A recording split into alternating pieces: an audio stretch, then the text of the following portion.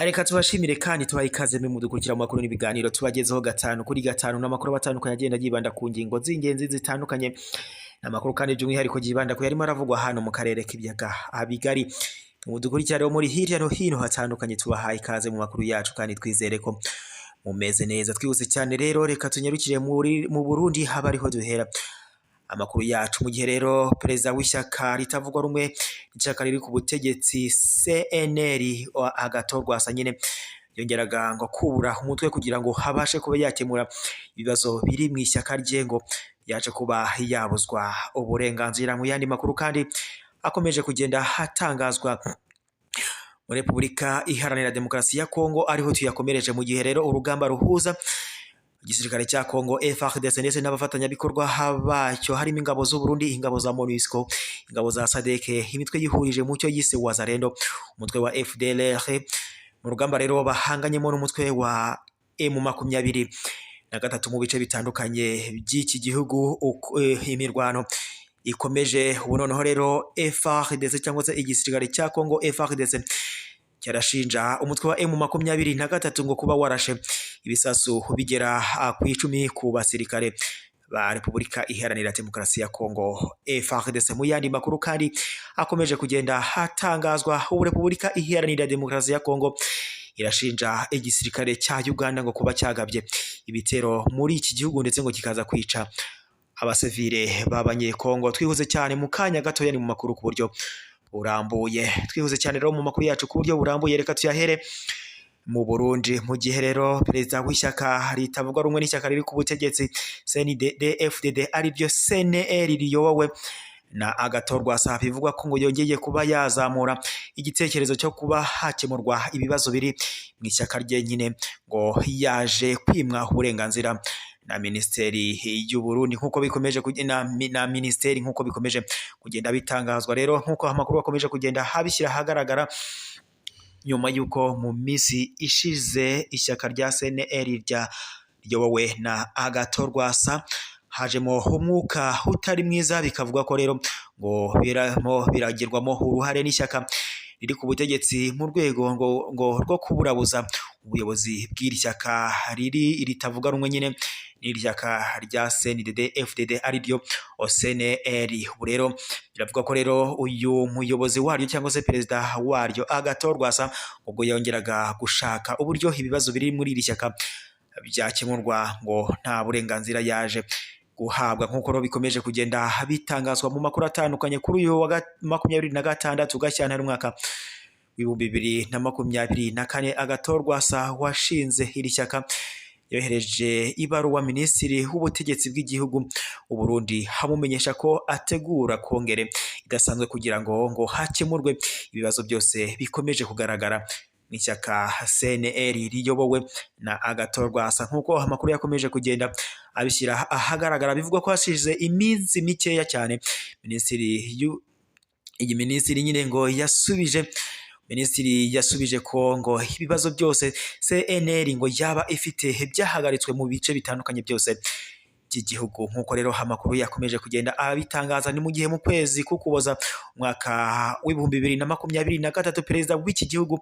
Evariste Ndayishimiye yari yatangaje ko ngo abayobozi b'iri shyaka aribo bagomba kwicara bagakemura ibibazo biri mu ishyaka ryabo nkuko amakuru yakomeje kugenda abishyira ahagaragara. Rero perezida w'iri shyaka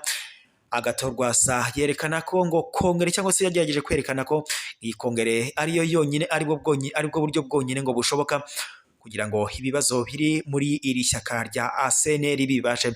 gutorerwa umuti. Ariko nyine nkuko amakuru yakomeje kugenda abishyira ahagaragara ngo ishyaka riri ku butegetsi ndetse na ministeri ndetse n'iyo ministeri nyine ngo byabashije kumwitamika cyangwa se ngo byamubujije kuba yagira icyageraho nkuko rero amakuru yakomeje kugenda abishyira ahagaragara. Bivugwa ko nyine igikongere yari iteganyijwe kuri uyu wa 2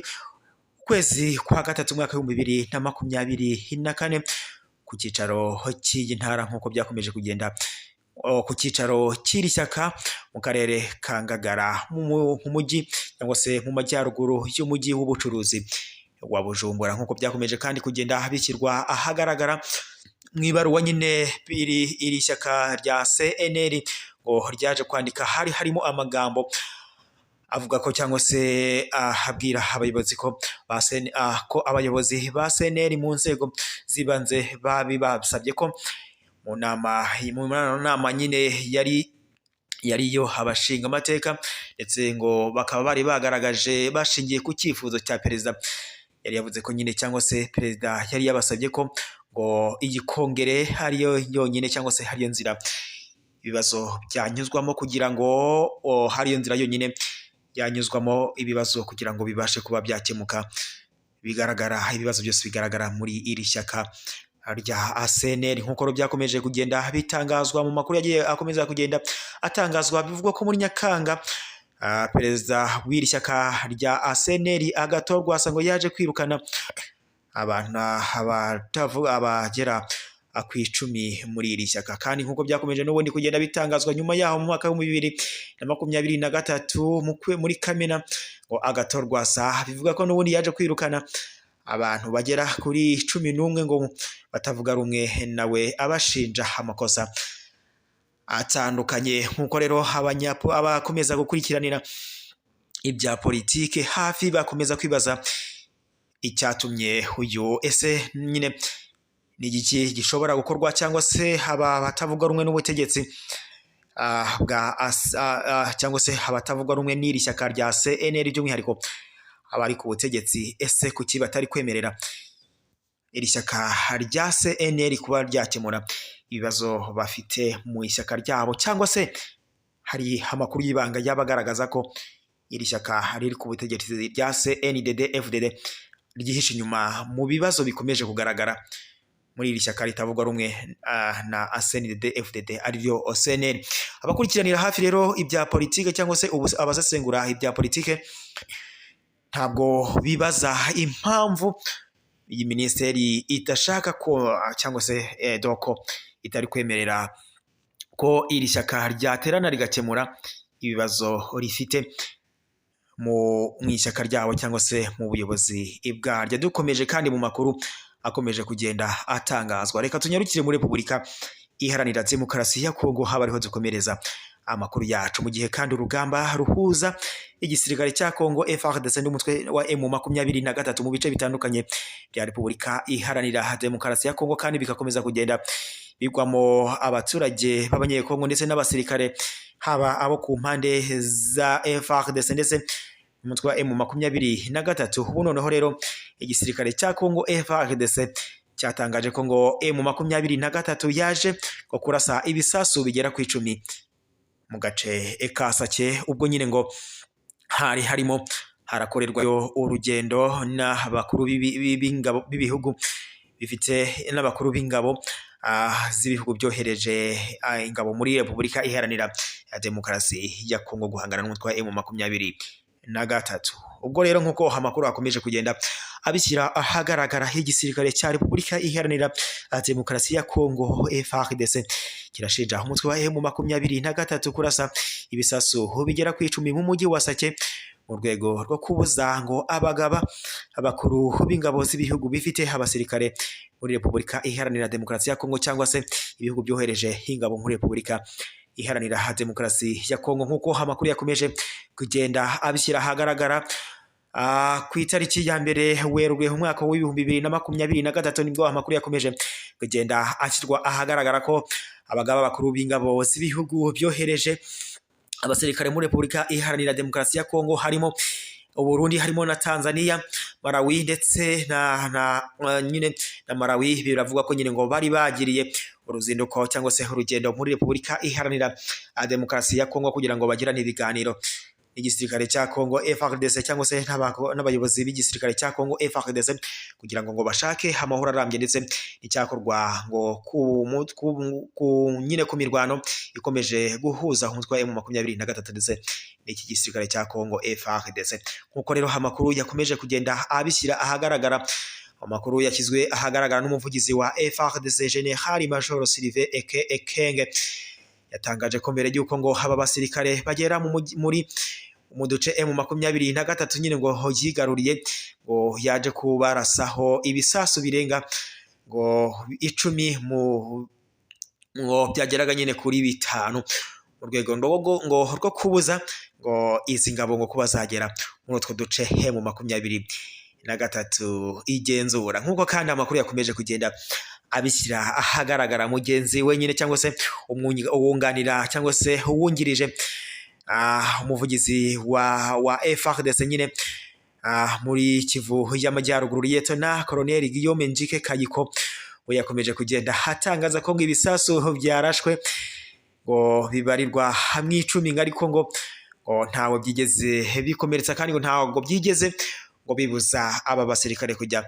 muri iki gice ngo cyasate. Nk'uko bakomeje kugenda babitangaza, FARDC ntabwo yigeze hitangaza nimba hari uwaba yakomerekeye muri ibi bitero ariko amakuru yakomeje kugenda ashyirwa ahagaragara. Nyine biravugwa ko yari ibisasu bigera ku 10 ngo byarashwe, nk'uko nyine bagenda bashinja ko ngo byaba byarashwe n'umutwe wa M23. Nk'uko rero amakuru akomeza kugenda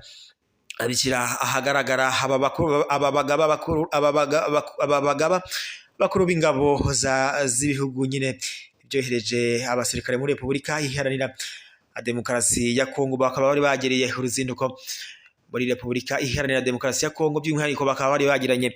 ibiganiro byari cyangwa se bagiranye inama n'ibiganiro. Iyi nama ikaba yari irimo irabera mu mujyi wa Goma, haribwo nyuma ngo baje kwerekeza mu bice bitandukanye ngo nka Sake kugira ngo bakomeze kureba uduce M23 igenzura kuko twaba atwifashe ndetse n'umutekano waho uko waba uhagaze. Nk'uko rero amakuru yakomeje kugenda abishyira ahagaragara, ngo nibwo byaje kurangira ngo umutwe wa M23 ngo ubarasheho ibisaso ngo bigera akwicumi, nk'uko amakuru yakomeje kugenda abigaragaza. Dusoreza amakuru yacu rero n'ubundi muri Repubulika Iharanira Demokarasi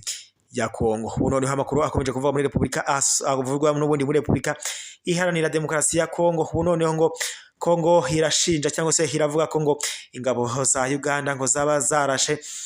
abantu bagera kuri 13 ngo muri Repubulika Iharanira Demokarasi ya Kongo, harimo abana ndetse n'abagore, ngo bamwe muri bo ndetse ngo bakaba baje kwishwa cyangwa se bishwe, nk'uko amakuru yakomeje kugenda abitangaza. Ngo ibyo rero ngo icyo gikorwa cy'ubwicanyi cyangwa se cy'ibyo bitero ngo bikaba byabereye mu gace ka Nyundo muri Nyabirehe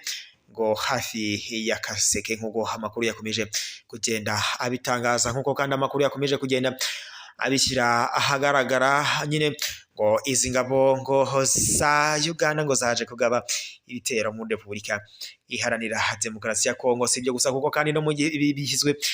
ahagaragara mu gihe gishize hakomeje kugenda humvikana amakuru avuga ko ngo Uganda yaba ngo ifasha umutwe wa M23 cyangwa se ngo Uganda yaba yarakomeje kugaragara muri Repubulika Iharanira Demokarasi ya Kongo. Nk'uko rero yakomeje kugenda ibitangazwa cyangwa se bishyirwa ahagaragara, amakuru nyine yakomeje kugenda ashyirwa ahagaragara na Uganda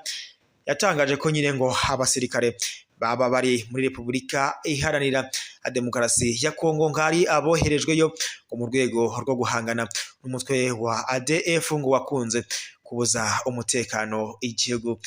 muri iki gihugu cyangwa se kubuza umutekano wa Uganda. Kandi Uganda yakomeje kugenda itangaza ko ngo abasirikare baba bagaragara muri Repubulika Iharanira Demokarasi ya Kongo hari ababa baroroherejwe mu butumwa bw'amahoro n'umuryango wa Afurika y'Iburasirazuba. Nk'uko rero amakuru akomeje kugenda abishyira ahagaragara, kandi Uganda nayo nyine kimwe ndetse n'u Rwanda byakomeje gushinjwa ko byaba biri inyuma cyangwa se bifasha umutwe wa M23, ariko ibi bihugu byombi bikaba byarakomeje kugenda byamaganira kure ibi birego. Nk'uko kandi amakuru yakomeje kugenda abishyira ahagaragara, leta y'u Rwanda yamaganye ibingibi ndetse ikomeza kugenda ishinja leta ya Kongo ko nayo ifasha umutwe wa FDLR urimo abasize bagize uruhare muri jenoside yakorewe abatutsi mu Rwanda mu mwaka w'1994. Nk'uko rero amakuru akomeza kugenda abitangaza, kandi raporo y'impuguke za Loni nayo yakomeje kugenda ishyira amakuru ahagaragara ivuga ko leta ya Kinshasa cyangwa se leta ya Kongo yaba ikorana byeruye n'umutwe n'umutwe wa FDLR ukomeje kugenda uhungabanya umutekano wa leta y'u Rwanda. Nk'uko rero amakuru akomeje kugenda abishyira ahagaragara, mwe rero mwari mudukurikiye mu makuru n'ibiganiro tugenda tubagezaho. Reka amakuru yacu tuyasoreze hano, tuzongera mukomeze kugira impagarike n'ubugingo. Icyo nabibutsa kuri mwe mwaba mutarakanda subscribe cyangwa sabone bitewe n'ururimi mukoresha, nabibutsa gukanda subscribe cyangwa sabone maze mukazajya muba bamere kubona amakuru n'ibiganiro tubagezaho 5 kuri 5. Tubashimiye uburyo mukurikira amakuru n'ibiganiro tubagezaho aho muri hose hatandukanye. Turabashimiye, mukomeze mugira ibihe byiza, Nyagasani akomeza bishimire.